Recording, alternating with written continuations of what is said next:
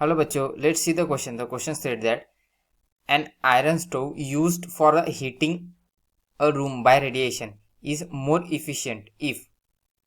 तो जो iron stove होता है, आयरन स्टोव में क्या करता है generally, that use for the heating the room. So iron stove में एक क्यूबिकल एक और इन द क्यूबॉइड शेप में होता है. सो और इन द सिलेंड्रिकल शेप. तो इस तरह के शेप में होता है जनरली वो. सो उसमें जो wood as a burning fuel की तरह इस्तेमाल किया जाता है. वुड बर्न होता है, उसके कारण रेडिएशन प्रोड्यूस होती है और वही रेडिएशन रूम को हीट कर मीन्स रूम का टेम्परेचर इंक्रीज करती है. तो बेसिकली यहाँ पर हमें पूछा गया है कि इनमें से कौन सी चीज़ करने से मोर इफिशियंट हो गई वो प्रोसेस, मीन्स मोर रेडिएशन या फिर मोर इफिशियंट तरीके से होगा. So basically this problem is related to thermal properties.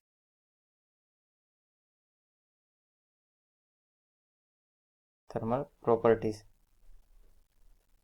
So basically first option क्या कहता है, it's inner surface is highly polished. So अगर if inner surface become highly polished, it will take more time.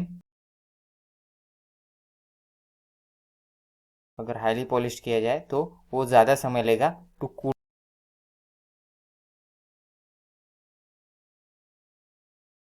Polished or highly polished, it will take more time to cool down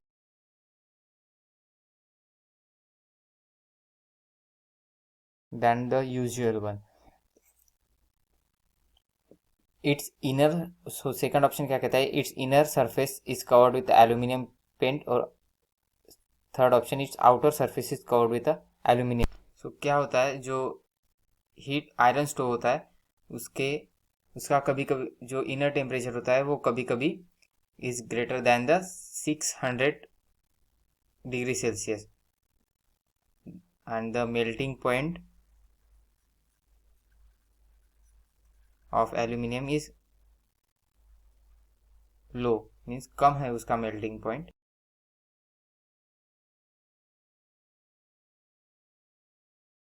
nearly 600 degree Celsius.